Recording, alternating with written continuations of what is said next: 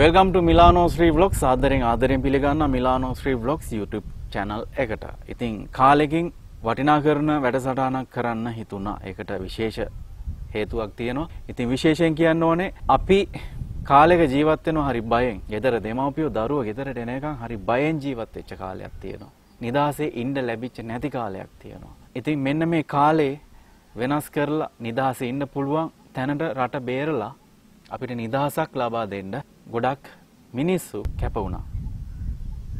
ඒ මිනිස්සු අතරින් අපි හැමදාමත් ගරු කරන හැමදාමත් හැම තැනම ගරු කරන අදහන පිරිසක් තමයි මේ රණේරුව. 30 වසරක යුද්ධයක් නිමා කරන්න ඒ තරම් ලේසි පහසු කටයුත්තක් නෙමෙයි. ඒ කටයුත්ත අමාරුවෙන් හරි දිවි පුදලා වෙහෙස මහන්සි වෙලා මම හිතන්නේ ගොඩක් කුරිරු යුද්ධයක්. අපිට ඒක වචනෙන් කියන්න බැරි තරම් කුරිරුයි. අපි ඒක අත්දැකීමෙන් විඳලා තියෙනවා. මමත් ඒ මේ රට වෙනුවෙන් මේ භූමිය වෙනුවෙන් කැප වෙච්චි කැප කිරීමක් කරපු පුද්ගලයෙක් විදියට ඒ බය හොඳට දැනෙච්ච කෙනෙක්. කවදත් ගරු කරන හැමතැනම අපි ගරු කරන අදටත් ගරු කරන එකම මිනිස්සු තමයි අපි දෙවියෝ විදියට දාගෙන මේ රණවිරුව. 18 වෙනි දිනට මේ සැමරුම අපි සමරනවා. ඒ තමයි 30 වසරක යුද්ධය නිමා වෙන්නේ මේ මාසේ 18 වෙනි දින. ඉතින් මට හිතුණා මේ වැඩසටහනට අපේ මේ රට බේර ගන්න රට වෙනුවෙන් දෙවි පුදපු හැම රණවිරුවෙක් සහ මේ රට බේර ගන්න කැප වුණු හැම මිනිසෙක්ම සිහිපත් කරන්න ඕනේ. ඒක අපේ යුතුයකමක් වගකීමක්. මට හිතුණා නාමල් අයියෝ මේ වැඩසටහනට ගෙන්නලා ඕත් එක ටිකක් කතා කරන්න අපිට දැනගන්න දේවල් කතා කරන්න දේවල් ගොඩක් තියෙනවා. මේ රට බේර ගන්න මොවුන් මොනතරම් කැපකිරීමක් කරාද කියන වග අපි දැනගෙන සිටිය යුතුමයි. මේක අනිවාර්යෙන් අරබී යුතු වීඩියෝයක් වෙයි. එන්ද රැඳී ඉන්න මේ මිලානෝ ශ්‍රී ව්ලොග්ස් අයිබෝන්. ඉතින් නාමල්ලයි කොහොමද මේ දවස්වල ජීවිතේ මොකද වෙන්නේ? දැනට මල්ලි මම ඉතින් ප්ලේන්ට් වැඩ තමයි මේ දවස්වල කරන්නේ. ඉතින් මගේ ජොබ් එක හැටියට මම පේන්ටිං වැඩ තමයි මේ ටික කරන්නේ. හරි. අපි යන් කතාවට. මට දැනගන්න ඕනේ සහ අපිට වටිනාකමක් දීපු මිනිසෙක් විදියට ඔයා මේ රටට මේ භූමියට ණය නැති මිනිසෙක් රට වෙනුවෙන් කැපවෙච්ච මිනිසෙක්. ඒ නිසා අපි ආදරෙන් පිළිගන්නා මේ වැඩසටහනට මිලානෝ ශ්‍රී ව්ලොග්ස් YouTube channel එකට. අපිට කියන්නකෝ බලාගෙන ඉන්න ගොඩක් අය ඉන්න ඔබ ගැන නොදන්න අය. ඉතින් මෙයාට දැනගන්නත් එක්ක වගේ නමින් පටන් ගන්න. ඔව් මම නාමල් ඩයස්. ඉතින් මම දැනට ජොබ් එක හැටියට කරන්නේ ප්ලේන්ටින්, ගෙවල් ප්ලේන්ටින්. ඉතින් මමත් කාලයක් මේ අපේ රටේ තිබුණ යුද්ධයට දායකත්වයේ දුන්නා මල්ලි. හරි. එතකොට කොයි අවුරුද්දද ඔබ මේ රණවිරුවෙක් විදියට සේවයට යන්නේ? ඔව් මල්ලි මං යුද හමුදා සේවයට ඇතුල් වෙන්නේ 2003 වර්ෂයේ. 2003 වර්ෂයේ. කාලයක නාමල්ලා ඊයේ රටේ යම් කිසි පුද්ගලයන් විසින් විවේචනයකට ලක් වෙනා මේ රණවිරුවන්ව. ඒ තමයි අටපාස් නැති ආමිකාරයෝ කියන වචනය අහනවා. නමුත් හදවතින් බය නැතුව කතා කරන්න කැමති. ඒකට හේතුව තමයි රට බේර ගන්නත් මේ වගේ යුද්ධයකට ගිහිල්ලා තමන්ගේ ජීවිතය අනුතරය දා ගන්නත් මේ මිනිස්සුන්ට මොලයක් නැතුවත් ජීවිතේට ආදරයක් නැතුවත් නෙමෙයි. මේ රට වෙනුවෙන් ගියේ.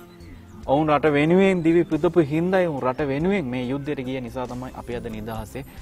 ඔබ අද නිදහසේ ඔවුන්වත් මේ රටේ සමහරක් අර කියන්නේ වටිනාකමක් දී යුතු පුද්ගලයන්වත් විවේචනයට ලක් කරන්නේ. ඒ ඔබ ජීවත් වෙන්නේ මොවුන් බේරගත්ත රට නිසා. ඔවුන් දී පුදපු මේ යුද්ධය නිවා කරපු නිසා තමයි ඔබ අද ඒ තැන ඉන්නේ. ඉතින් ඇයි සාමාන්‍ය වචනෙන් කිව්වොත් අර වගේ විවේචනයක් එනවනේ අටපාස් නැති රණවිරුව. ජොබ් එකක් නැති නිසා තමයි ආමියකට යන්නේ. ඇත්තටම කිව්වොත් ජොබ් එකක් තමන්ගේ ජීවිතය අනුතරේ දාගන්න දෙතන්ට යන්න ඕනේ ඕන තරම් රස්සා තියෙනවනේ කරන්නේ. ඇයි ඔයාලට හිතුනේ මේ යුද්ධයට යන්න ඕනේ කියලා? මට මං යුද්ධයට යන්න ඕන කියලා තීරණය කරේ මල්ලි මේ මට අවුරුදු 18ක් වෙලා මේ ජොබ් එකක් හොයාගන්න ඕන කාලේ නෙමෙයි. මොකද මට අවුරුදු 8ක් වගේ වයසේදී තමයි මම මේ යුද්ධයට බැඳෙන්න ඕන කියන තීරණය ගන්නේ. ඒ කියන්නේ පොඩි කාලෙම ගොඩක් පුංචි කාලේ ගත්ත තීරණයක්. මොකද මම මේ තීරණය ගන්න හේතුව තමයි මොකද මේ අපේ රටේ තිබුණ ප්‍රස්තවාදී කලබල නිසා ගොඩක් යාලා අපේ මිනිස්සුන්ට අසාධාරණ විදිහට සැලකුවා. මොකද මම මේ දේවල් දකින්නේ මේ ගොඩක්ම පත්තරවලින්. ඔව්. මොකද රූපවාහිනී යන්ත්‍ර තිබුණේ නැහැ නේ අපේ දවස්වල. මේ පත්තරවල දාලා තියෙනවා මේ LTD එකෙන් ගම්මාන වලට පැනලා අහිංසක මිනිස්සුන්ව කපලා කොටලා මේ පුංචි දරුවන්ව පවා ඝාතනය කරලා තියෙන විදිහ දාලා තියෙනවා. ඒ විතරක් නෙමෙයි අපිට බස් එක යන්න බෑ සමහරට බස් වල බෝම්බ තියලා පුපුරපු අවස්ථා අනන්තවත් තියෙනවා. ඉතින් මේ සිද්ධිය මගේ හිතට ගොඩක් තදට වැදුනා. ඉතින් මේ සිද්ධිය මගේ හිතට තදට වැදුන නිසා මම අවුරුදු 18ක් වෙනකන් ගත කරපු ජීවිතේ ගත කරේ කවදා හරි මං යුද හමුදාවට බැඳෙනවා කියලා. අනිවාර්යෙන් මගේ ටාගට් කැප වෙනවා තමන්ගේ ජීවිතේ හරි පුද කරනවා කියන තැනට තමයි මගේ අදහස තිබ්බේ. ඉතින් මගේ වයස අවුරුදු 18 පිරෙද්දි මම යුද හමුදාවට බැඳෙනවා. යුද හමුදාව සෙබ්ලෙක් හැටියට බැඳෙනවා. ඒ කියන්නේ අවුරුද්ද කොයි අවුරුද්දද? 2003 වර්ෂයේ. 2003 වර්ෂයේ. ඉතින් ඔහොම යනකොට මං හිතන්නේ යුද හමුදාවට බැඳෙන තුරු ඔබට ඒකේ බරපතලක් නොදැනෙන්නත් ඇති. ඔව් මල්ලි ඇත්තටම. ගියාට පස්සේ මොන වගේ හැඟීමක්ද දැනුනේ? මොකද ඒකට ගියාට පස්සේ අපි අහලා තියෙනවානේ විවිධාකාර දේවල් වලට මුහුණ දෙන්න වෙනවා. ඔව් මල්ලි යුද හමුදාවට යනවා කියන්නේ අපිට දැන් සාමාන්‍ය අපි ගත කරපු ජීවිතේට වඩා ගොඩක් වෙනස්. දැන් මම යුද හමුදාවට බැඳුනට පස්සේ එතනට අපි අලුතෙන් බැඳුනහම එතනට එනවා විවිධාකාර පුද්ගලයෝ මේ සමාජයෙන්. ඔව්. එක එක අය එනවා. සමහර අය එතනට එනවා සිගරට් බොන අය, බීඩි බොන අය එනවා. ඒ විතරක් නෙමෙයි පරුස වචන වලින් කතා කරන අය. ඔව්. ඉතින් එක අය සමහර කචල් දා ගන්න අය. ඉතින් මේ වගේ පුද්ගලයෝ එනවා. අපි සමාජයෙන් ඉන්නේ මේ අපි ජීවත් වෙන සමාජයෙන්. ඉතින් මෙයාලා මේ පුහුණුවීම් කාල සීමාවෙදී මේ එක එක විදිහට ජීවත් වෙන පුද්ගලයෝ හැබැයි මේ පුහුණුව අවසන් වෙද්දී එකම පිරිසක් විදිහට එකම විනයක් තුළට එකම පුද්ගලෙක් විදිහට කටයුතු කරන්න පුළුවන් විදිහට මෙයාලා හැදෙනවා. ඒ දැනට හදනවා. ඒක තමයි යුද හමුදාවේ විනය කියන්නේ. ඉතින් යුද හමුදාවේ විනය තුලින් අපි පාස් අවුට් වෙලා අපි එළියට යද්දී සම්පූර්ණ විනයානුකූල සෙබලෙක් හැටියට තමයි එතනින් අපි එළියට යන්නේ. ජීවිතයේ වෙනස්ම පුද්ගලයෙක් බවට පත් වෙනවා මේ කියන ඔය ට්‍රේනින් පීරියඩ් එක තුල. එහෙමයි කතාව නේද? ඉතින් දැන් ඔය ඉඳලා යනවා රට වෙනුවෙන් සහ යුද්ධයට ගිහිල්ලා රට බේර ගන්නවා මිනිස්සුන්ගේ ජීවිත බේර ගන්නවා කියලා හැඟීමක් ඇත්තටම හදවතින්ම එන්නත් රටට ආදරේ මිනිස්සෙක් වෙන්න ඕනේ. අනිවාර්යයෙන්ම. මොකද නැත්තම් ඔබටත් හිතෙන්න පුළුවන් මේසන් වැඩක් කරගෙන පේන්ට් වැඩක් කරගෙන ඉන්නවා කියලා. නමුත් ඔබ හිතනවා පොඩි කාලෙම රටේ වෙන දේවල් දකිනකොටම මම යනවා රණවිරුවෙක් විදියට රට බේර ගන්න. යුද්ධය නිමා කරන මේ තැනට ගිහිල්ලා ඕනම දෙයක් විඳලා මම මේ රට වෙනුවෙන් මගේ ජීවිතේ පුද කරනවා කියන තැනට ඇවිල්ලා බයනවා. ඉතින් ඒ ගියාට පස්සේ අපි කතා කරමු ටිකක් මොන වගේ අත්දැකීම් වලටද මුහුණ දෙන්න හම්බුනේ? මොන වගේ අත්දැකීම්ද වින්දේ ජීවිතේ? අත්දැකීම් කියන්නේ මල්ලි යුද හමුදාවේ පුහුණු වීදම් අත්දැකීම් තමයි. මොකද යුද හමුදාවට බැඳෙනවා කියන්නේ එතන පුහුණු වීදම් අලුත් අත්දැකීම් තමයි. ඉතින් අපි පුහුණුවට ගිහිල්ලා පුහුණුවේදී ඉතින් දුෂ්කරතා ගොඩකට මුහුණ දෙන්න වෙනවා. මොකද ලේසි නෑනේ යුද පුහුණුව කියන එක. තමාට ගුටි කණ්ඩ වෙනවා, පනිෂ්මන්ට් කණ්ඩ වෙනවා, ගොඩක් අමාරු පීටි තියනවා කරන්න. ඉතින් ඒ යුද පුහුණුවේදී ගොඩක් අත්දැකීම් තියෙනවා. ඒ වගේම අපි යුද පිටියට ගියාට පස්සේ එතන තමයි වැඩිපුරම අත්දැකීම් තියෙන්නේ. එතනදී අපිට මුහුණ දෙන්න වෙනවා සමහර වෙලාවට ගොඩක් කැම නැති සිද්ධීන් වලට කැලේදී. ඒ වගේම ඊට වඩා මුහුණ දෙන්න වෙනවා මේ වතුර ප්‍රශ්නෙට. මොකද කැලේට ගියාට පස්සේ වතුර ගොඩක් අඩුයි. ඔව්. යන්නේ වතුර ප්‍රශ්නේ බලපාන. ඒ වගේම තමයි අවුව වැස්ස ඒව නැහැ. ඒ ඇත්තටම අපි සමහරට අපි ගියොත් ගිය තැන. සමහරට දවස් 4ක් ඉඳීද 5ක් ඉඳීද අපි එතනින් හෙල්ලෙන්න බෑ අපිට. අපිට වතුර නැති වුණත් අපිට එතනින් එහාට යන්න බෑ. සමහරට අපි එහෙම ගියපු අවස්ථා තියෙනවා. වතුර ටිකක් හොයාගෙන ගියපු අවස්ථා තියෙනවා. මැරෙන්න වගේදී අපි ඉන්නේ නැහැනේ කොහොම හරි වතුර ටිකක් හොයා ගන්න ඕනේ.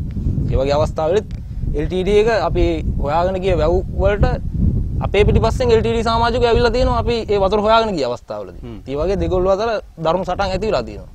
මේ වගේ තත්ත්වයන් මොනවද තියෙනවා. ජීවිතේ අමතක නොවන සිද්ධි නොවන තරම් තියෙනවා. ගොඩක් තියෙනවා කියන්න මේ කාල වේලාව මැදි. ඇත්තටම ගොඩක් තියෙනවා යුද අත්දැකීම්. මට එකක් කියන්නේ අපි මේ බලන අයට දැනගන්නත් එක්ක සහ ඔබට අමතක නොවන. ඔව්. මතක සටහනක් තියෙනවද? මොකක් හරි විශේෂත්වයක් තියෙන දෙයක්? මතක සටහන් ගොඩක් තියෙනවා. හැබැයි මට ගොඩක් මගේ ජීවිතේට වැදගත්ම වුණ දෙයක්. කියන්නේ මට අදටත් අමතක නොවන දෙයක් තියෙනවා මම ගැන කතා කරන්නම් මම. අනිවාර්යෙන් කියන්න. එතන මල්ලි ඒක ක්‍රියාන්විතයක්. ඒක කල්මඩු කියන ප්‍රදේශයේ තමයි මේ ක්‍රියාන්විතය සිද්ධ වුනේ 2007 වර්ෂයේදී. ඔව්.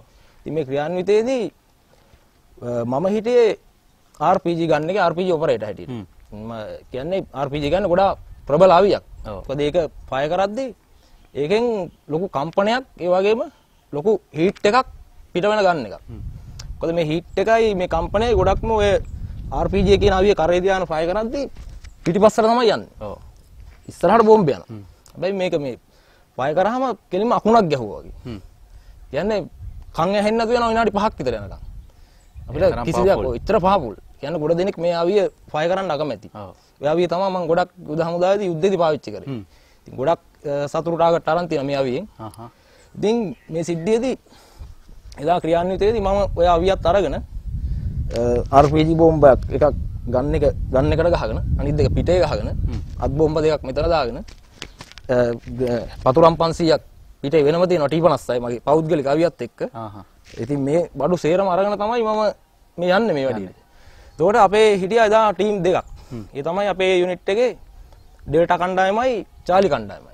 මම හිටියේ චාලි කණ්ඩායමේ. ඉතින් මම ඉස්සල්ලාම ලයින් එකේ දකුණු පැත්තෙන් ඉන්නවා ඩෙල්ටා කණ්ඩායම. වම් පැත්තෙන් ඉන්නේ චාලි කණ්ඩායම. ඉතින් මට මේ ඩෙල්ටා කණ්ඩායමෙන් කෑ ගහලා කියනවා දෙතුන් දෙනෙක් කෑ ගහලා කියනවා මේ අවිය අරගෙන RPG අවිය අරගෙන ඉක්මනට එන්න. මේ අපේ ටාගට් එක ගන්න ඉක්මනට එන්න කියලා කියනවා. ඔව්. මොකද එතන තියෙනවා LTT බංකර් වාගයක් තියෙනවා. ඒ වගේම LTT සමාජික පිරිසක් යම් කිසි ගයක් ඇතුළේ ඉඳන් පහර දෙනවා. ඔව්. ඒකට ගහන්න තමයි දැන් මට මේ කතා කරන්නේ. ඊට පස්සේ මම හිටගෙන යනවා. මට ලොකු බරක් අරන් මෙතන ඩවුන් යන්න බෑ. මොකද යුද පිටියේ උනත් බර වැඩි නේ ඒකේ තියෙන. මම පොඩ්ඩක් ඉස්සිලා යනවා. යද්දි මට දෙතුන් දෙනෙක් කෑ ගහලා කියනවා මැරෙන්නද හදන්නේ යකෝ ඩවුන් ඵලයන් කියලා. මොකද ෂොට් පාරක් යනවා මේව ළඟින්. LTT එකෙන් ගහන. ඊට පස්සේ මම පොඩ්ඩක් ඩවුන් ගිහිල්ලා කොහොම හරි මෙයාලා කතා කරන තැනට බඩ ගාගෙන යනවා. ගිහිල්ලා ඉවරලා ඒ කිට්ටුවට ගිහිල්ලා මේ පොඩි සාමාන්‍යයෙන් මේ බාලොලිය පඳුරු කියන්නේ. ඔව්. අන්න ওই පඳුරු තමයි තියෙන්නේ. මේ පොඩි පඳුරු වලට කවර වෙලා ගිහිල්ලා මම එක තැනකදී හිට ගන්නවා මල්ලි. මං හිටගද්දි මම දකිනවා මගේ සමානම අවියක්. තව RPGයක් තියෙන අපේ උපදේශකෙක් ඩෙල්ටා කම්පැනි කෝපල් කෙනෙක්. මට යාර නම් වශයෙන් කියන්න මතක නැහැ. මං ඩෙල්ටා කම්පැනි නෙමෙයි හිටියේ චාලි කෙනෙක් නිසා. මට නම් වශයෙන් යාට කියන්න මතක නැහැ කෝපල් කෙනෙක් කොහොම හරි. එයා ගන් එක ටාගට් කරගෙන ඉන්නවා LTT බංකර් එකට ගහන්න. ඔව්. හැබැයි දැන් මම පිටිපස්සේ ඉන්නේ. මම ඔයාලට කිව්වනේ අර මේකෙන් අධික විදිහට බෑක් බ්ලාස්ට් එකක් යනවා කියලා මේ ගන් එකෙන්. ඔව්. ඒක අහුනොත් ගොඩක් දුරට අපිට මේ ට්‍රේනින් කරද්දී උනත් මේ අවිය කියලා තියෙන පිටිපස්සේ ඉන්න එපා. තමන්ට මැරෙන්න උනත් පුළුවන් කියලා. ඒ බෑක් බ්ලාස්ට් එක වැදුණොත්. ඉතින් දැන් මම ගිහිල්ලා ඉස්සරහින් මගේ ගන්නයත් අරන් යද්දිම අර ඉස්සරහට ගාද්දි මගේ මූණට තමයි මේ බෑක් බ්ලාස්ට් එක හරියටම සෙට් වෙලා තියෙන්නේ. හරියටම අඩි 10ක්වත් නැහැ. මේකේ ගින්දර පාර යනවා මීටර් අඩි 90ක් ඈතට. ඒතකොට මාව අහුවෙලා තියෙන්නේ මේ මීටර් අඩි 10ක් විතර ළඟ. හිතා ගන්න පුළුවන් මොකද වෙන්නේ කියලා. මගේ හැඟෙත් අර විශාල බෝම්බ ප්‍රමාණයකුත් තියෙනවා. ඒවත් එක්කම ඉන්නේ දැන් ලොකු බ්ලාස්ට් එකක් වෙන්න යන්නේ දැන්. හරිද? ඊට පස්සේ මම අරයට කෑ ගහලා කියනවා ගහන්න එපා කෝපල් කියලා. හැබැයි එයාට ඇහෙන්නේ නැහැ මොකද මෙතන ලොකු වෙඩි හුවමාරුවක් වෙනවා මේ අවස්ථාවේ මල්ලි. කියන්නේ ඇහෙන්නේ කන් ඇහෙන්නේ විතර ලොකු වෙඩි හුවමාරුවක් වෙනවා. දැන් කියන දෙයක් ඇහෙන්නේ නැහැ. එයාට ඇහෙන්නේ නිසා එයා ගහන බෝම්බ. ගහපු ගමන් මට දැනෙන්නේ මට ඇත්තටම අකුණක් ගැහුවා වගේ. ඔව්. මට දැනුනේ මට අකුණක් ගැහුවා වගේ. එච්චර සද්දයක් ඇහුණා. මාව ඔහොම සිහිය නැතුව වැටුණා. අර බෝම්බත් එක්කම ඔහොම වැටුණා එතන. වැටිලා ඉවරලා මට කොහොමත් විනාඩි 2ක් විතර යනකම් මල්ලි මතක නැහැ. කිසිම දෙයක් මතක නැහැ. ඊට පස්සේ විනාඩි 2ක් විතර මං හිටියා කියලා අපේ අනිත් සෝදාවෝ කියනවා වැටිලා. ඊට පස්සේ මාව ඇවිල්ලා කවුරු හරි දෙපැත්තෙන් මෙහෙම අල්ලන් ඉන්නවා වගේ මට මේ විනාඩි 2කට විතර පස්සේ වගේ තමයි මේ දැනෙන්නේ මාව කවුරු හරි අල්ලගෙන උස්සනවා කියලා. ඉතින් මම පොඩ්ඩක් මට පොඩි සිහියක් ආවා එතකොට. මම නැගිටලා බැලුවා. බලලා ඉවරලා වෙයි ටුට්ටක් දැන් පොඩි සිහියක් තියෙනවා. හැබැයි මට දැනෙන්නේ මගේ ඔළුව නැහැ කියලා. මට හිතෙන්නේ මං ජීවත් වෙනවා. හැබැයි මගේ මෙතනින් උඩ නැහැ කියලා මට හිතෙනවා. ඒ අරාපු කම්පණේ මේ හීට් එකයි මට වැදුන හින්දා. ඊට පස්සේ මම මූණ අත ගාලා බලනවා මගේ මූණේ ලේ තියෙනවද කියලා. මූණේ ලේත් නැහැ. හැබැයි මගේ ඇඟේ මේ හැමතැනම මූණේ හිටන් මේ අර ගන් එකෙන් බ්ලාස්ට් එකක් එක්ක ආපු දැලි පාරවල්. හැබැයි මගේ රවුල් ගහක්වත් පිච්චිලත් නැහැ. බෝම්බ මෙච්චර ගොඩක් ඇඟේ තිබ්බා එකක්වත් බ්ලාස්ට් වුනේත් නැහැ. ඇත්තටම මේවා හාස්කමක්. මම හිතන්නේ මොකක් හරි හාස්කමක් කියලා මම හිතන්නේ. එහෙම දේවල් වෙන්නේ නැහැ නේද නැත්නම් ඒක. මොකද එතන හිටපු සෝල්ජර්ස්ත් හිටියේ හිතාගෙන හිටියේ මම මිය ගියා කියලා. මම මැරලා වැටුණා කියලා හිතුවේ. ඔව්. ඉතින් ඊට පස්සේ මල්ලි මම නිකන් හිටියේ නෑ. හැබැයි ඇත්තටම මට ගොඩක් අමාරුයි. අමාරුයි කියන්නේ මගේ ඇඟිලි මෙහෙම වෙවුලනවා. මේ ඔක්කොම වෙවුලනවා. දැන් මට ලොකු ගිනි පාරක් නෙවෙයිදලා තියෙන්නේ. මේවා වෙවුලනවා මට හීට් එක හැදිලා මාව දැන් වැටෙන්න වගේ තමයි එන්නේ. ඊට පස්සේ මං එතන හිටපු සෝල්ජර්ස්ලාගෙන් වතුර ඉල්ලුවා. වතුර ඉල්ලුවා කාගාවත් වතුර බින්දුවක්වත් නැහැ. මේ වෙලාවේ වතුර ටිකක්වත් නැහැ. හැබැයි දැන් මට මෙතනින් කැෂුවල්ටි එකක් හැටියට පිටිපස්සට යන්න තිබුණා. ඔව්. මම දැන් ඩැමේජ් වෙලා අනින්නේ. දැන් මම ඒ තීරණය ගත්තේ නැහැ මොකද මෙතන සෝල්ජර්ස්ලා ගොඩක් වෙහෙසෙනවා. LTT එකත් එක්ක සටන් කරන්න. ඔව්. මොකද LTT සමාජිකයෝ කෑ ගහනවා. ඌ කියනවා ඒගොල්ලන්ගේ පිරිස් බලය එන්න එන්න වැඩි වෙනවා. මොකද දැන් ඒගොල්ලෝ අපේ ලයින් එක කඩන්න තමයි හදන්නේ. අපේ සමාජිකයන්ගේ ලයින් එක අපේ කඩාගෙන එන්න තමයි හදන්නේ. මට මෙයාලව දාලා පස්සට යන්නත් බෑ ඉන්නේ. නමුත් මම ඉන්න තත්ත්වෙත් බොහොම බැරෑරුම් තත්ත්වයකයි මං ඉන්නේ. හැබැයි මං තීරණයක් ගන්නවා මම මැරිලා වැටුණත් මං ගෙනාවු බෝම්බ ටික සේරම ගහනවා කියලා. හැබැයි මට ඉදිරියෙන් හිටපු අපේ ඩේටා එකේ කෝපල් අර මුලින් මං කිව්වේ RPG එකක් ගහලා බෑක් බ්ලාස්ට් එක තමයි මට වදින්නේ කියලා. අන්න ඒ කෝපල් ගැහුවේ බෝම්බ දෙකයි මල්ලි. ගන්න එකෙන් දෙවෙනි බෝම්බේ ගහලා එයා ගන්න එක බිමට දැම්ම ගහන්න බෑ කියලා. මොකද එච්චර හීට් එක කම්පැනි තියෙන ගන්න එකක් මේක. ඊට පස්සේ මල්ලි මම තීරණය කරුවා මං ගහනවා කියලා. අපි ෆයර් කර හිටියේ කම්බි වැටක් ගාව. කම්බි වැට ගාව මීටර් 75න් විතර LTT එක හිටියා ඉස්සරහා. ඒගොල්ලෝ ෆයර් කරනවා. එයාලගේ බංකර තිබ්බා දෙපැත්තේ. ඒ වගේම මැද තිබ්බා ගෙයක්. මෙන්න මේ ගෙට තමයි දැන් මට කියන්නේ අපි අනිත් කට්ටිය ටාගට් කරන්න කියලා. ඊට පස්සේ මල්ලි මම ගන්න එකේ දාලා තිබ්බා බෝම්බයක්. ඒකම තමයි ගත්තේ. ගන්න එක අරගෙන කම්බි වැට ගාව පාත් වෙලා හිටියේ මං. හිටගත්ත ගමන් මම පළවෙනි බෝම්බේ ගැහුවා ටාගට් එකට. ගැහුවට මල්ලි මේ බෝම්බේ බ්ලාස්ට් උන්නේ නැහැ. බ්ලාස්ට් උනා කියන්නේ ඔය ගන්න එකේ තියෙනවා හරියට බෝම්බේ ටච් උන්නේ නැත්තම් සීස්ෆයර් වෙනවා කියලා කියන්නේ බ්ලාස්ට් වෙන්නේ නැහැ. ඉතින් කරන්න දෙයක් නැහැ. ඒක බ්ලාස්ට් උන්නේ නැහනේ. දෙවෙනි පාරත් මං ඉඳගෙන ඊළඟ බෝම්බෙත් ලෝඩ් කරලා ඉවරලා ඊට පස්සේ මට පොඩි සපෝට් එකක් හම් වෙනවා අපේ කට්ටියකින්. ඒගොල්ලෝ ෆයර් එක දෙනවත් එක්කම මට නැගිටලා ගහන්න පුළුවන්. මොකද එහෙම ගැහුවේ නැත්නම් LTT එක ඔළුව උස්සන් ඉන්න වෙලාවක මං ගැහුවොත් ඒගොල්ලෝ මට ටාගට් කරනවා මං හිටගත්තා කියලා. ඒ නිසා මට සපෝට් එක හම්බෙද්දි මං හිටගෙන ගැහුවා බෝම්බේ මල්ලි. ජනේලයක් තිබ්බේ. ජනේලේ තහඩුවක් ගහදීම මේ තහඩුව කඩාගෙන ඇතුළට ගියා. ඇතුළට ගිහලා ඇතුළේ මැද බිත්තිය වැදිලා බ්ලාස්ට් වෙලා මේ උළු කැට ඔක්කොම උඩට විසික් වුණා. ඊට පස්සේ දෙවෙනි බෝම්බෙත් ලෝඩ් කරා. දෙවෙනි නේ තුන්වෙනි බෝම්බේ මේ දෙකක් එකක් මිස්ෆයර් වුණානේ. මේ ගේම එක පැත්තක බිත්තියකට ගහනවා. මේ බිත්තියකට ගහපුවම ඒකත් පුපුරලා බෝම්බේ කඩාගෙන ඇතුළට යනවා. ඒතකොට මේ ගෙඩ මම බෝම්බ දෙකක් ගැහුවා. සෑහෙන හානියක් වුණා කියලා LTT සමාජිකයෝ පිරිසකුත් හිටියා ඒකේ ෆයර් කර කර. ඊට පස්සේ මල්ලි තව බංකර් දෙකක් තියෙනවා දෙපැත්තේ. මේ දෙක තමයි කඩන්න ඕනේ. ඊට පස්සේ මේ දෙකට ගහන්න කියලා අපේ අනිත් සමාජිකයෝ පෙන්නනවා බංකර් දෙක පෙන්නනවා. ඒ දෙකටත් ටාගට් එක ගන්න කියලා. හැබැයි මට මේක ගොඩක් අමාරුයි. මොකද මම දැන් කොයි අසාධ්‍ය තත්ත්වෙන් ඉන්නේ. මොකද කෙලින් හිට ගන්නත් බෑ මාව විසිරෙනවා වගේ. කියන්නේ මට ඇත්තට අමාරුයි. ඒත් මම මේ තත්ත්වය ගණන් ගන්නේ නැහැ. මොකද මේ ආපු ගේම ඉවර කරන්න ඕන කියලා තමයි හිතන්නේ. ඒ නිසා මම අනිත් බෝම්බෙත් අරගෙන ලෝඩ් කරලා ගහනවා. බංකරයකට ගහනවා. ඒ බෝම්බේ ගිහිල්ලා හරියටම බංකරේ වැදිලා ඒක බ්ලාස්ට් වෙනවා. ඊට පස්සේ දකුණු පැත්තේ තව බංකරයක් තියෙනවා. ඒ බංකරේ කඩන්න ඊළඟ බෝම්බෙත් ලෝඩ් කරනවා. ලෝඩ් කරලා ඒකත් ගහනවා. හැබැයි ඒකත් අර පළවෙනි බෝම්බේ වගේ සීස්ෆයර් වෙනවා. කියන්නේ බ්ලාස්ට් වෙන්නේ නැහැ. ඊට පස්සේ 6 වෙනි බෝම්බේ අවසාන බෝම්බේ හැටියට 6 වෙනි බෝම්බෙන් තමයි ඒ බංකරේ මම කඩන්නේ ගහලා. ඉතින් මේ බංකර් දෙකයි මේ මැද තිබුණ ගෙයි මම සම්පූර්ණ මේ RPG අභි යොදාගෙන කඩනවා. කඩලා දැන් ලොකු සේවයක් කියන්නේ මගෙන් එන්න පුළුවන් ලොකු වගකීමක් මම එතන ඉටු කරනවා. හැබැයි ඊට පස්සේ ටික වෙලාවකින් මට අතපය වෙවුලලා විජලණය ඇති වෙලා මාව වැටෙනවා එතන. එතනින් එහාට ලොකු සිද්ධියක් වෙනවා. හැබැයි මම ආයේ මේ ක්‍රියාන්විතේටම සහභාගී වෙනවා. ටික වෙලාවකින්. එහෙම මට ලොකු අනතුරක් වෙනවා එතනදී. ඒ ඉන් පස්සේ ඔබට ඒ දැනගන්න වෙන්නේ යාළුවන්ගේ මාර්ගයෙන් වෙන්න ඇති.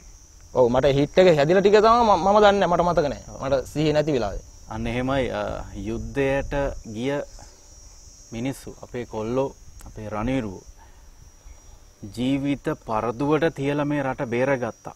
ඒ බේරගත්ත රටේ අපි කොච්චර කයිවාරු ගැහුවත් කොච්චර ලොකු ටෝක් දුන්නත් රට ගැන ගම ගැන කතා කරත් ඔබ සමහර විට ගම ගැන රට ගැන ලොකු ටෝක් දීගෙන හිටියත් රට වෙනුවෙන් කරපු දෙයක් නැති වෙන්න පුළුවන්. අනිවාර්යෙන් මගේ අදහසින් මම හැමදාම කරු කරන මිනිස්සු තමයි රණවිරුවෝ. මේ වෙනුවෙන් කැපි වෙච්ච සියලුම දෙනාට හදවතින්ම හැමදාම කරු කරනවා. ඒ නිසාවෙන් මම නිර්මාණය කරන කාලයක රණවිරු ගීතය මගේ අතින් ලියවෙච්ච අය මම සංගීත කරපු මගේ අතින් නිර්මාණය වෙච්ච ගීතය මීට අවුරුදු 3-4කට උඩින් ඒ ගීතය ඔබ අහනකොට ඔබට දැනේ මගේ හිතේ තියෙන භක්තිය ඔයාලා වෙනින් කොහොමද කියන එක. ඉතින් ඒ ගීතය අපි බලලෙමු මොහොතකට. මම කැමති ඒ ගීතය ඔබට අහන්න දකින්න සලසන්න හේතුව අපි ඔබලට ගරු කරනවා. මේ වටිනාකම මේ ගරුත්වය ඇත්තටම ඔබලට. ඒ නිසා මේ ගීතය අහලෙමු. Studio.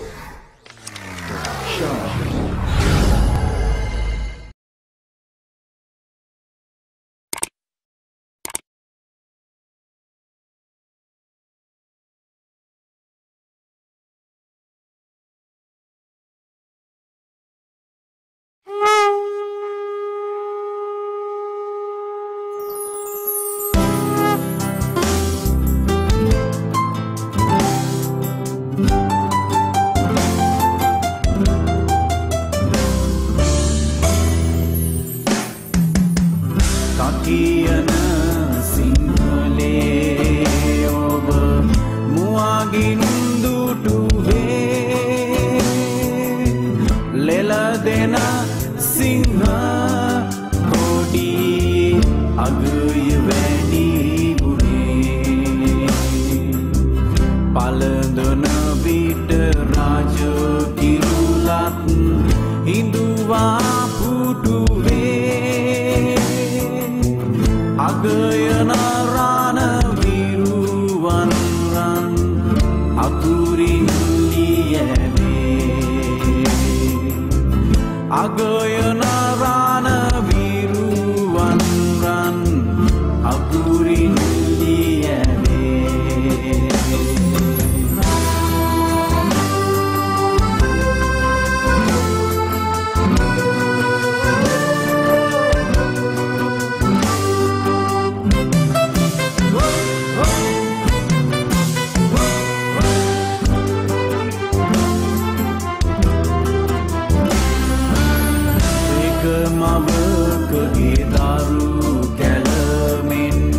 එකටම උතුරේ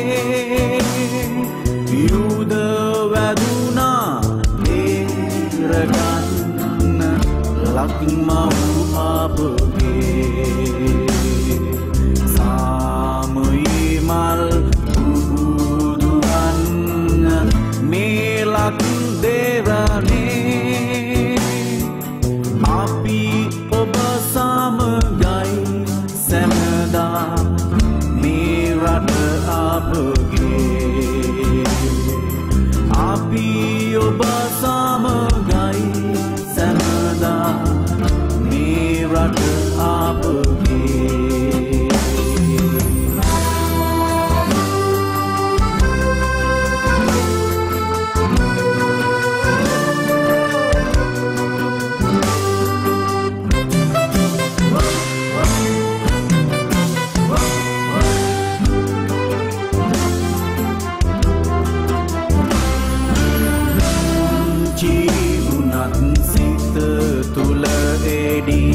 දරකම බොහොමයි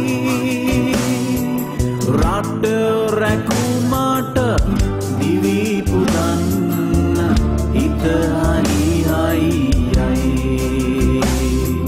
මෙලෝ වසන තුරු රට රැක ගන්නට කැපවී රණ විරුවනි ඔබ හද අප සැමදා කැපවී රණ විරුවනි ඔබ හද අප සැමදා කැපවී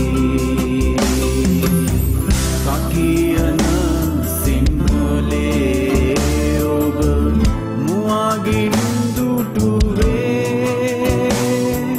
ලෙල දෙන සිංහ කොඩියේ අගය වැඩි හරි ඉතින් අපි මේ 30 අවුරුද්දක යුද්ධය නිමා වෙනවා අපි ඒ සැමරුම 18 වෙනි දින මේ ඉරිදා දින සමරනවා ඒකේ තියෙන වටිනාකම සහ රට වෙනුවෙන් ජීවිත කැප කරපු මිනිස්සුන්ගේ වටිනාකම ඇගීමකට ලක් කළ යුතු නිසාවෙන් තමයි මේ වීඩියෝ එක නිර්මාණය කරන්නේ සහ මේ වීඩියෝ එක ඔබ වෙත අරගෙන එන්නේ. ඉතින් නාමල් අයියේ මම කැමති දැනගන්න ආමික කියන්නේ ඇත්තටම යුද්ධයට ගිහිල්ලා අපිට හිතද්දිත් පිස්සු වගේ. ඔය අර කියපු දේවල් එක්ක. දැන් මේ යුද්ධයට ගිය කාලය තුලදී යාළුවෝ හම්බෙනවනේ. ඇත්තටම මන් දැනුවත් ඔබ මේ වෙනකොටත් මගේ ගමේම ඉන්න මිනිස්සෙක් විදියට මන් දාගෙන හරි නිහතමානී හරි නිහඬ චරිතයක්. විවිධාකාර යාළුවෝ හම්බෙනවනේ. විවිධාකාරයි හම්බුණා. ඉතින් ඔය අතරින් ඔයාට කෙටි කාලයක් තුල මං හිතන්නේ හොඳ යාළුවෙක් හම්බෙන්නේ නැතිනේ. ඔව් මල්ලි අනිවාර්යයෙන්. ඔය වගේ යාළුවෙක්ට වෙච්ච අකරතැබ්බියක් අමතක නොවන කියන්නේ සහ හිතට තදින් දැනෙන්න කාරණාවක් තියෙනවා. ඔව් තදින්ම දැනුණු කාරණාවක් තියෙනවා මල්ලි මේ ඒ කාරණාවත් මීට කලින් යාළුවෝ ගොඩක් හිටපු අය මාත් එක්ක නැති වෙලා තියෙනවා. හැබැයි ඒ ගැන නෙමෙයි මං කියන්නේ. මාත් එක්ක ළඟම හිටපු මාත් එක්ක මේ යන්න කලින් දවසෙත් මාත් එක්ක රැය හිටපු මගේ යාළුවා ගැනයි මං කියන්නේ. ඔව්. ඉතින් එයා නැති වුණෙත් අන්න අර මං කියපු ක්‍රියාන්විතේදීමයි. මං කිව්වේ එතනින් එහාට අපි තව කොටසක් කරා කියලා. අන්න ඒ කොටසේ තමයි එයා ජීවිතක්ෂයටපත් වෙන්නේ. ඉතින් මල්ලි මම අර හීට් එක හැදිලා වැටලා ඉන්නවා පිටිපස්සට ඇවිල්ලා. මට සීන නැතුව ටික වෙලාවක් ඉන්නවා.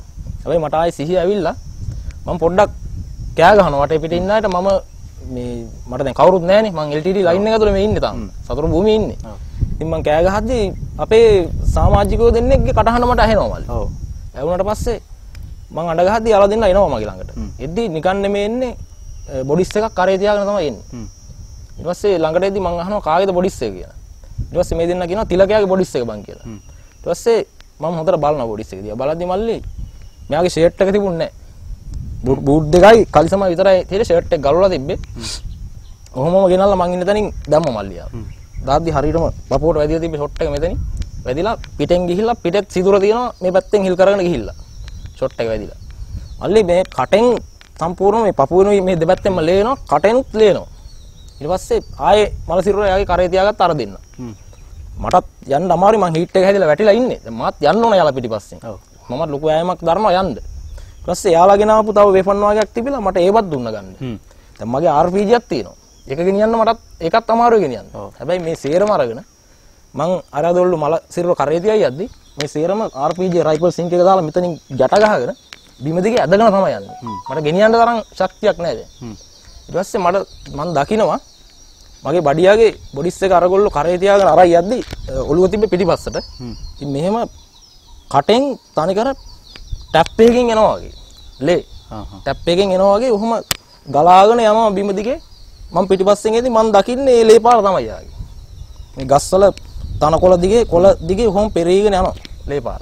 ඉතින් මට මේ අවස්ථාව දැකලා ඇත්තටම ගොඩාක් දුක හිතුණා. මාත් එක්ක හිටපු යාළුවා. හිටපු ළඟින්ම හිටපු යාළුවා. අපි නම මතක් කරමු. ඔව්. තිලකරත්න ලන්ස් කෝපල් තිලකරත්න. තිලකරත්න ඉතින් ඇත්තටම රට වෙනුවෙන් අපි වෙනුවෙන් ජීවිත කැප කරපු මිනිස්සු. හැමදාම ගරු කරනවා. ඉතින් මේ රටේ අපි නිදහසේ ඉන්නේ ඇත්තටම ඒ මිනිස්සු නිසා. මේ මිනිස්සු නිසා හදවතින්ම ගරු කරනවා ඔයාලට කරන කියන හැම වැඩක්ම සාර්ථක වෙන්න කියලා ප්‍රාර්ථනා කරනවා. ඉතින් මට හිතෙනවා තවත් ප්‍රශ්නයකට යන්න ඔය යුද්ධ කාලය තුල ඉඳලා ආමි එක අතහැරලා එන්න හිතෙච්ච අවස්ථා තියෙන්න ඇතිනේ. ඕන තරම් තියෙන්න ඇති. පාවුන අවස්ථා තිබුණා ඉතින් අතට.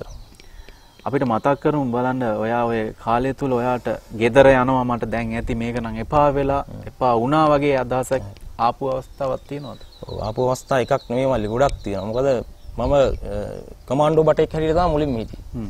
මේ කමාන්ඩෝ බටෙක් හැටියට හිටපු කාලේ අපේ පුහුණුව ගොඩක් දරුණු. දරුණු කියන්නේ ඇත්තටම ගහනවා මේ හැම ගැලවෙනකම්ම ගහනවා. ඉතින් සමහර වෙලාවට පුහුණු වීම තියෙනවා අපිව කැලේට අරන් ගිහිල්ලා යට ඇඳුම් පිටින් අරගෙන ලණුවක් දාලා කකුල් දෙකට ගැට ගහලා උඩ ගහේ අත්තක එල්ලලා කකුල් දෙකෙන් එල්ලනවා උඩ. එල්ලලා ඉවරලා මල්ලි මේ සාමාන්‍ය කූරටියා කෝටු මිටි කපලා තියෙන. කූරටියා කෝටු මිටි ගණන් කපලා තියෙන. මේ වගේ ලොකු මහතයින් කූරටියා කෝටු. කොච්චර ගහවත් කැඩෙන්නේ නැහැ ලේසියෙන්. ඉතින් මේවා උඩ ගහලා අර කකුල් දෙකෙන් එල්ලලා යට ඇඳුම පිටින් දෑත බදලා ගහනවා මේ කොහෙට වදිනවද කියලා දන්නේ නැහැ ගහනවා අහුවෙන දිහාවට. ඉතින් මේ හැම සම්පූර්ණම පැලිලා මස් එළියට එනකන් ගහනවා. හැමතැනම පැලිලා පිටවල් බෙල්ල මූණවල් හැමතැනටම ගහනවා. ඉතින් ඔයාලා දැකලායි සාමාන්‍ය අර ජේසුස්ව දැකලා ඉතින් අර චිත්‍රපටි වල එහෙම අර හැමතැනම තුවාල වෙලා ඉරිතැල්ලා හැම පුපුරලා මස් එළියට අවිල්ලා තියෙන්නේ. අන්න ඒ තත්ත්වෙටම ගහනවා. ගහලා ඒ ගහන අතරතුරේදී තව එක්කෙනෙක් අඟුරු කබලකට අඟුරු දාලා එතන යටින් යාගේ තියලා වේලිච්ච මිරිස් ගියන් දානවා පිච්චෙන්න. අර එල්ලලා තියෙද්දි. එතකොට අර ගහන අතරතුරේ මේ වේලිච්ච මිරිස් පුච්චන දුමත් වදිනවා අරයට. ඊට පස්සේ බානවා. ඇති වෙන්න ගහලා බානවා. බාලා ඉවරලා මේ හැලියක තියෙනවා ලුණු මිරිස් කුඩු විදිය කරලා මේක අත් දෙකෙන් අරගෙන ඉල්ල අර තුවාල වලට අතුල්ලා දානවා. හිතාගත්තා ඉතින් එපා වෙන්නේ නැද්ද කියලා නේ. මම දරා ගන්න බෑ. ඇත්තටම මේ ඒක දරා ගන්න බෑ. ඇත්තටම මේ වගේ දේවල් ඇත්තටම එපා වෙන දේවල්. ඒ කතාව එතනින් එහාට අහන්න හිතෙන්නේ නැති තරමට ඒ කියපු වචන කිහිපය තුළ එතන එහාට කතා කරන්න අවශ්‍ය නැහැ. ඔබට තේරෙනවා ඇති අටපාස් ආමිකාරයෝ කියලා බැනපු මිනිස්සුන්ට දැනෙනවා ඇති මෙන්න මේ කුලී වැඩක් කරගෙන හේනක් කොටාගෙන මේසන් වැඩක් කරගෙන ඉන්න පුළුවන් තරම් ඕන තරම් රාජකාරී සහ මේ රස්සාවල් තියෙනකොට තමන්ගේ ජීවිතේ පරදුවට තියලා ආමියකට ගියේ රට බේර ගන්නම සහ හිතේ හදවතින්ම ඇති වෙච්ච හැඟීමක් නිසා රට වෙනුවෙන් දෙයක් කරන්න ඕනේ. ඔව් මල්ලි. අපේ රට බේර ගන්න ඕනේ කියන. ඉතින් මේ යුද්ධය නිමා කරන්න කැප වෙච්චි අප වෙච්චි සියලුම මිනිස්සු වෙනුවෙන් අදවතින්ම ස්තුතිය පුද කරනවා. පුංචි දෙයක් තියෙනවා මල්ලි කතා කරන්න ඕන මට ඒ ගැන. අනිවාර්යයෙන්. මොකද මල්ලි අද මේ දේවල් ගොඩක් මිනිස්සුන්ට අමතකයි. එදා වෙච්ච සිද්ධිය මේ ගොඩක් දෙනෙකුට අමතකයි. මොකද මම මේ ළඟදී සමාජ මාධ්‍ය තුලින් දැක්කා අපේ රණවිරුවෙකුට මේ අවමන් සහගත විදිහට මේ ආබාධිත රණවිරුවෙකුට. ආබාධිත රණවිරුවට ගොබ්බයා කියලා එක පුද්ගලෙක් කතා කරනවා. ගොබ්බයා කියලා කතා කරනවා. ඒ පුද්ගලයා ඉතින් එයා විස්තර කරලා දෙනවා මේ ගොබ්බයෝ හින්දා තමයි ඔයාලා අද මේ රටේ වාගේ දරුවෙක් හරි නිදහසේ බස් එකේ යන්නේ කියලා. එයා පහදලා දෙනවා. නමුත් ඒ දේ මම මතක් කරන්න කැමතියි. අනිවාර්යයෙන්. ඒ විතරක් නෙමෙයි නීතිමය පැත්තෙනුත් සමහර පොලිස් නිලධාරීන් විසින් බැනවදින අවස්ථා තියෙනවා. ඒ ගැන ඒගොල්ලෝ හිතන්න ඕන පොඩ්ඩක්. සමාජ මාධ්‍ය ඔස්සේ අපි කාලෙක දකිනවා මේ වගේ දේවල් ඉතින් පොලිසිය විසින් රණවිරුවට පහර දෙන සමහර අපි ගොඩක් දුරට යටි ගිය පැත්තේ කියන්නේ එතන වෙච්ච සිද්ධිය අපි නොදන්නා වෙන්න පුළුවන්. නමුත් අපි හිතනවා ගරු කළ යුත්තන්ට ගරු කළ යුතුයි. පිදී යුත්තන්ට පිදී යුතුයි. ඒක තමයි ජීවිතේ විය යුතුම සිද්ධිය. අපි පොඩි කාලේ ඉඳන් දෙමාපිය හදන්නේ හොඳ විදියට හැදියා. වැරදි දේවල් පෙන්නලා දීලා හොඳ විදියට හැදුවා. අන්න එහෙම හදපු මිනිස්සු අන්න ඒ විදියට මේ ආමියකට ගිහිල්ලා මේ කියන ට්‍රේනින් වල ඉඳලා මේ මිනිස්සුන්ට වේදනාව විඳලා මේ දේවල් කරලා හිත හයියට සහ හැඟීමක් තියෙන මිනිස්සු ගොඩක් මිනිස්සු හිතනවා ඇති හැඟීමක් නැතුව ඇති කියලා. නෑ මේ හැඟීමක් තියෙන මිනිස්සු ඒක රට බේර ගන්න ගියේ. තමන්ගේ ජීවිතේ පැත්තක දාලා. කවදාවත් වචනයකින්වත් රණවිරුවෙක්ට බයින්න තියන්න එපා. විවේචනය කරන්න එපා. සහ මං නැවතත් මතක් කරනවා මම දන්නේ ඔබ නියෝජනය කරන පක්ෂය කොහොමද කවුද කින්ද මන්ද කියන මට ඒක අදාළ නැහැ මේ ප්‍රෝග්‍රෑම් එක තුල. නමුත් මගේ අදහසින් මම අවංකව කතා කරොත් මමත් කියන අර කියපු විදියට කැපකිරීමක් කරපු කෙනෙක්. මහින්ද රාජපක්ෂ කියන්නේ මේ රට බේර ගන්න අපි වෙනුවෙන් ලොකු කැපකිරීමක් කරපු මිනිස්සු. ඉතින් ඒ වගේ ජනාධිපති කෙනෙක්ටත් අර වගේ ඔයා කියපු වගේ කමෙන්ට් දාන මිනිස්සු ඉන්න රටක්. ඉතින් එතකොට රණවිරුව කියන්නේ කුමක්ද කවුද කියලා හිතන්න වෙනවා අපිට. ඉතින් එහෙම මිනිස්සු මේ අත් දෙකෙන් ඒ කමෙන්ට් එකක් දාන්න මේ කටින් එහෙම වචනයක් කියන්නයි ජීවත් වෙලා ඉන්නේ. ඔයාලා නිසාත් අන්නේ කියන ජනාධිපති සහ ඒ ඇතුළු සියලුම කණ්ඩායම් නිසා. ඉතින් ඔබ ජීවත් වෙන්නේ ඔබේ ඒ කමෙන්ට් එක දාන්නේ ඔබේ වචනෙන් හරි කටින් කියන්නේ අදටත් ඔබ පොළේ පාය ගාලා ජීවත් වෙන්නේ මෙන්න මේ කියන මිනිස්සු නිසා. ඒ නිසා ඔබට බුදු සරණයි ඉදිරියට ওই විදිහටම කරගෙන යන්න. කවදාවත් රටේ හොඳක් දකින්න නැතුව වැරදිම හොයන ඔබලට අපේ උත්තමාචාර්ය ඊට වඩා අපිට වටින මිනිස්සු තමයි මේ ඉන්නේ. ඉතින් හැමදාම ආදරේ හදවතින්ම ගරු කරනවා අපි. අපෙත් ඉන්නවා මාමලා බාපලා අමිගේ හිටපු සාදරේ මතක් කරන අපේ ගමේ ඉන්න තුෂාර. මම දැනුවත්ව අයියේ හොඳම වෙඩ්ඩි කරුට හිමි සම්මාන තියෙනවා තුෂාරට අපේ ගමේ. මේ අවස්ථාව නාමල්ලා අයියාට මතක් කරන්න කවුරු හරි ඉන්නවනම් මතක් කරන්න පුළුවන්. ස්තුති කරන්න දෙයක් කෙනෙක් ඉන්නවනම් ස්තුති කරන්න පුළුවන්. ඔව් මල්ලි මට ඇත්තටම මගේ පුහුණු පාසලෙන් ගත්තොත් මට හොඳ පුහුණුවක් දුන්න එක නිලධාරියෙක් තමයි කමාන්ඩෝ රෙජිමෙන්තු පුහුණු පාසලේ ලෙෆ්ටනන්ට් රත්නායක කියන්නේ. ලෙෆ්ටනන්ට් රත්නායක කියන්නේ ඇත්තටම ගොඩක් හොඳ නිලධාරියෙක්. හැබැයි ගොඩක් වසයි. අපි ගහනවා සුපිරි ගහනවා. ඉතින් ආයේ බුදු සරණයි. ආයේ එච්චරට ගහනවා. ඉතින් ඒ වුණාට එයා හරි හොඳ නිලධාරියෙක් අපිට බුද්ධ පුහුණුව කියන දේ උපරිමයෙන්ම ලබා දුන්න කෙනෙක්. ඉතින් එයා ගැන මම ගොඩක් මතක් කරන්න කැමතියි. එයා කොහේ ඉන්නවද කියලා මම දන්නේ නැහැ දැන්. එයාව මතක් කරන්න කැමතියි. ඒ වගේම මම යුද ක්‍රියාන්විත වලට ඇවිල්ලා මගෙත් එක්ක රාජකාරී හිටියා. මේ මම අවසාන ක්‍රියාන්විත වලට ඇවිල්ලා මම යුනිට් එකට ආවා. කමාන්ඩෝ එකෙන් මම යන් හේතුවක් නිසා මට යුනිට් එකට එන්න උනා. පාබල යුනිට් එකට. ඉතින් යුනිට් එකේ ආයුනි විජේබා පාබල රෙජිමෙන්තුව අන්තිමට මම යුද්ධෙට ගොඩක් සහභාගී වුණේ. ඉතින් එතනදී ලෙෆ්ටනන්ට් කළු ආරච්චි, ඒ වගේම සාජන් ජයතිස්ස එයාලා මාත් එක්කම යුද්ධෙට මුහුණ දුන්නා. ඉතින් එයාලාව දැන් කොහේ ඉන්නවද කියන මම දන්නේ නැහැ. ඉතින් එයාලා මට මුණ ගැහුණෙත් නැහැ කාලෙකින්. ඉතින් එයාලා අපිත් එක්ක හිටියා. තව අපේ යාළුවෝ හිටියා. තව ගොඩක් හිටපු හැමෝගෙම නම් වශයෙන් කියන්න බෑ. ඉතින් මේ ප්‍රධාන වශයෙන් එයාලාව මතක් කරන්න කැමතියි. ඒ වගේම මට මේ ගමන යන්න එහෙනම් මට යුද හමුදාවේ ගිහිල්ලා මේ යුද්ධ කරන්න තරම් මට ශක්තිය දුන්න මගේ අම්මා තාත්තාවත් මම මතක් කරන්න කැමතියි. ඒ වගේම මල්ලි මට අද ජනතාවට මේ විදිහට කතා කරන්න අවස්ථාව ලබා දුන්න ඔයාලටත් ගොඩක් ස්තුති කරන්න කැමතියි. අනිවාර්යයෙන්. ඉතින් මිලානෝ ශ්‍රී ව්ලොග්ස් YouTube channel එකට හැමදාම වගේ ආදරෙන් පිළිගන්න. ඒ වගේම අවසානය ඔන්න නිමාවට එන්න වෙලාව හරි. ඔයාලගේ කැමති අදහසක් තියෙනවා නම් කැමති දෙයක් තියෙනවා නම් මේ රණවිරුවෝ වෙනුවෙන් ඔයාලට පුළුවන් කමෙන්ට් එකක් දාලා පළ කරන්න. ඒකට කිසිම බාධාවක් නැහැ. අපි පොඩි කාලයක් තුල තමයි මේ වීඩියෝ එක කරන්නේ. ඒකට හේතුව වැඩි කාලයක් ගන්න බැරි නිසා. ඔව්. ඒ නිසා අපිට කතා කරන්න ඕන දේවල් ඕන තරම් තියෙනවා. සමහරක් දේවල් අමතක නොවන සිද්ධි ගත්තොත් ඕන තරම් තියෙනවා. නමුත් අපිට ඒ තරම් කාලයක් නැහැ. ඒ නිසා එහෙනම් ගිහිල්ලා එන්න ආයෙත් ඉක්මනින් වැදගත් විශේෂ වැඩසටහනක් අරගෙන එන්න. එනයි බුදු සරණයි. ජයව හම්බෙමු. thank you very much අපි බේරලා දුන්නට.